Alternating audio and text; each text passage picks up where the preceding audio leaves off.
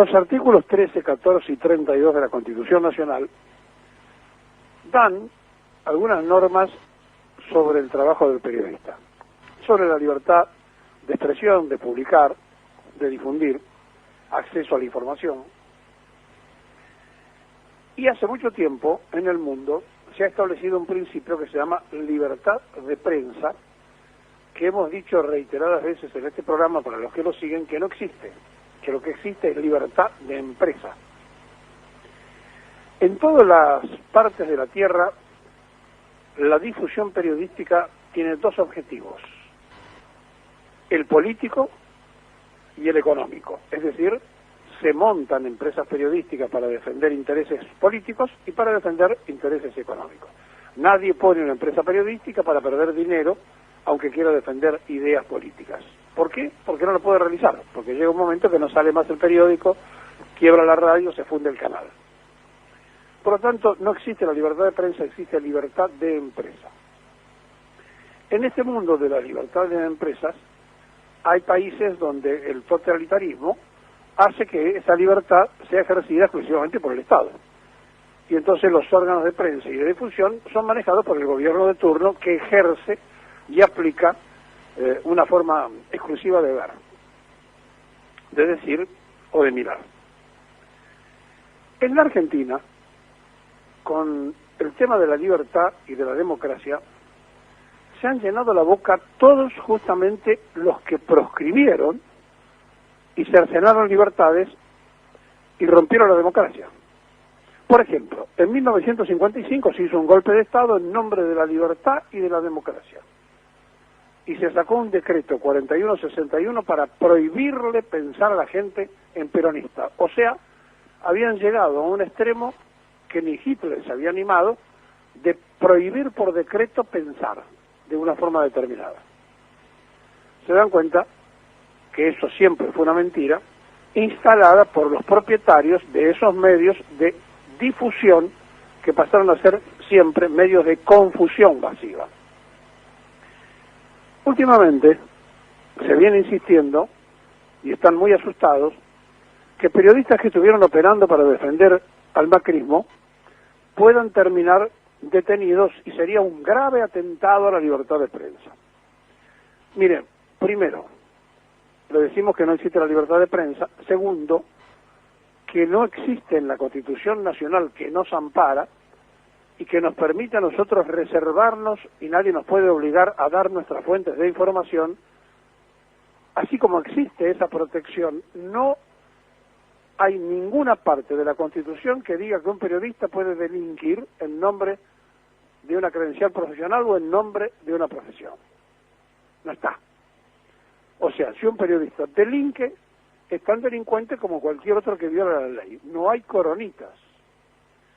Ahora, en la hilera donde se pone a juzgar la posibilidad de quién delinque, quién no, hay un raro y sucio juego, que lo hemos comentado también muchas veces, donde hemos dicho que en la vieja CIDE había periodistas que trabajaban para la CIDE y agentes de inteligencia que trabajaban de periodistas. Bueno, eso no cambió. Sigue habiéndolo y va a seguir habiéndolo hasta nuestros últimos días, periodistas que atienden a servicios de informaciones y periodistas que son agentes de inteligencia y se disfrazan de periodistas. Cuando una información viene de un servicio de espías, nadie le puede obligar al periodista a decir: vaya usted y revele su fuente. No, estamos protegidos por la Constitución Nacional. Ahora, si yo sé que estoy estableciendo una pista falsa, que estoy siendo parte de un entramado, de un armado judicial que es ilegal, ya estoy dejando mi función de periodista y me estoy transformando en cómplice de una situación que es tan penable como cualquier otro ciudadano. Hace mucho tiempo nos quieren hacer creer que eso está protegido. ¿Y cuándo nos hacen creer eso? En el momento en que están en riesgo y en peligro, porque son descubiertos los trabajadores que operan para esos medios, que los contrataron y le hicieron hacer determinada labor. Pero los trabajadores de prensa, los periodistas que se autoproducen, como el caso de este periodista que está hablando y el caso de otro periodista que está en la cuerda floja, con su producción personal tienen todavía mucho más libertad porque, digamos, es el propio dueño de lo que va a hacer. O sea, cuando uno descubre cómo es esto, que no hay la libertad de prensa y no libertad de empresa, ¿qué hace? Se constituye en pequeña empresa, se autoproduce. ¿Para qué? Para tener libertad, para que podamos abrir un micrófono y usted pueda hablar, porque nosotros lo permitimos, no la radio. Es el programa que lo permite, que se autoproduce. ¿Y a través de qué? De los avisadores, de los patrocinantes.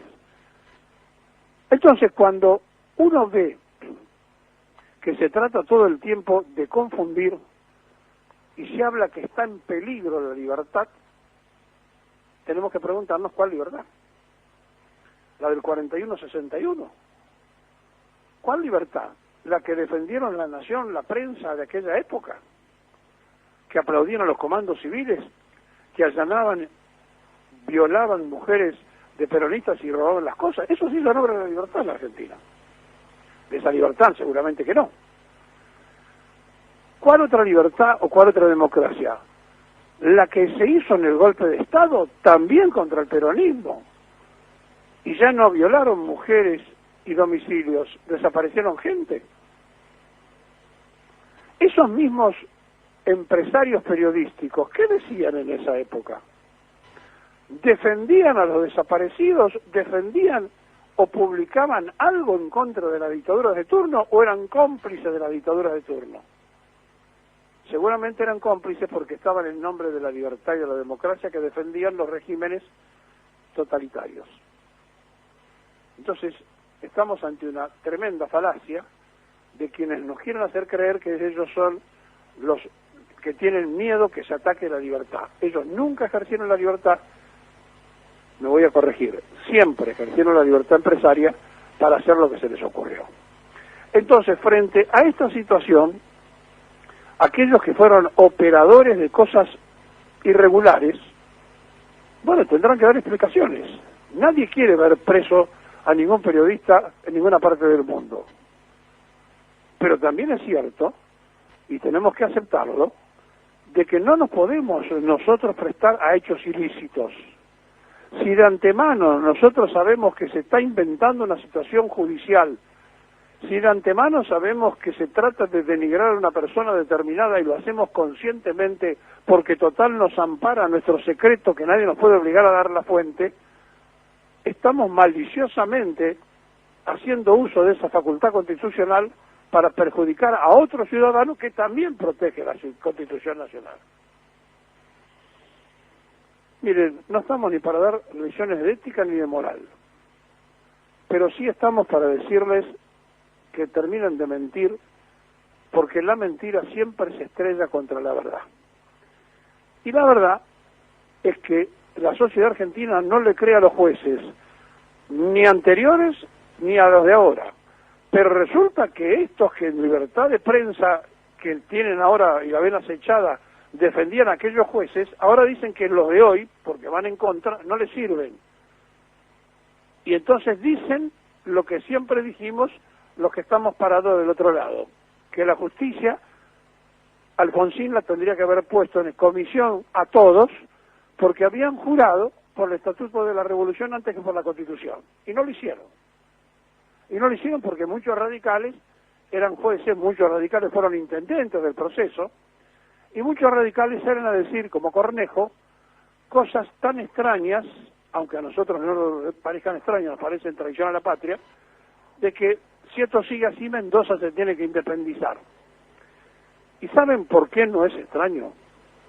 Porque ayer el juez en Londres que tenía que fallar sobre toneladas de oro que le pertenece al pueblo venezolano y que estaba depositado en Inglaterra, dijo que no se lo iban a devolver y que estaba muy bien que el Banco Central de los ingleses no se lo devolviera porque ellos reconocían a Guaidó y entonces no le daban a la gestión del actual Banco Central de Venezuela la potestad de manejar lo que le pertenece al pueblo venezolano.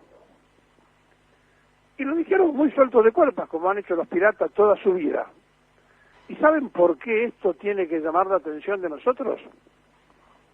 Porque yo no sé si recordarán los que siguen este programa, cuando denunciamos en pleno gobierno de Macri, que la Argentina había enviado por decisión del presidente de la República el oro nuestro a Londres. ¿Se acuerdan de ustedes de eso, no? Bueno, ayer, 31 toneladas que pertenecen al pueblo de Venezuela, los ingleses dicen que lo van a seguir manejando ellos porque el presidente para ellos es Guaidó. Y que si se lo pide Guaidó es otra cosa, pero como se lo pide Maduro, no se lo van a dar. Y esto queda un precedente, porque además Venezuela tiene en el Deutsche Bank también depositado una cantidad de dólares que seguramente, ahora los alemanes se van a subir en esto de los ingleses, que son 120 millones, y seguramente tampoco se lo darán. Yo quiero recordarles a todos que Mauricio Macri envió el oro argentino a Londres, sin que aquí nadie haya dicho nada. Recuerdo que en este programa nosotros hicimos toda, en su momento, la exposición alarmante de la situación, y no hubo legisladores, no hubo nadie que le reclamara de por qué se estaba haciendo eso al presidente Amarillo, que había tomado esa decisión. 11 toneladas del oro argentino, valuado en ese momento en 462 millones de dólares, por decisión de Mauricio Macri, fueron a parar a las arcas de Londres. Imagínense esta película. Cornejo dice que hay que hacer otro país, de Mendoza. Y mañana que digan los ingleses, el oro es de Cornejo, no del resto de los argentinos, porque nosotros reconocemos a Cornejo o a quien fuera el presidente de la secesión. Bueno, esto es lo que pasa en Venezuela. Reconocen a un presidente ficticio como Guaidó para no devolverle el oro, para robarle el oro a los venezolanos, como han hecho históricamente los ingleses en toda su vida. Ladrones históricos, piratas históricos, salteadores de banco que se llevaron el oro de Buenos Aires y que todavía estamos esperando que lo devuelvan. Entonces, frente a estas cosas que la dejan pasar y van de largo, los que hablan de la libertad de prensa y la democracia, cuando se llevaron el oro, dijeron que se ponía a resguardo, que era una buena decisión del presidente Macri proteger. Claro, era una buena decisión para que no se lo robara seguramente alguno de los funcionarios que el propio Macri tenía, porque a lo mejor iban una noche y se lo llevaban. Porque se llevaron todo lo que pudieron, porque favorecieron a las empresas privadas. Y entonces los dueños de la prensa de la Argentina, como hay libertad de empresa y no libertad de prensa, hoy dicen que algunos de sus empleados pueden ir presos y tienen miedo. Tienen miedo que si van presos, porque cometieron delito, no porque sean periodistas, empiecen a hablar y se caiga alguno de los empresarios en el sótano de la oscuridad de la democracia amarilla que ellos sostuvieron, porque total, los que se fueron venían a ser más república.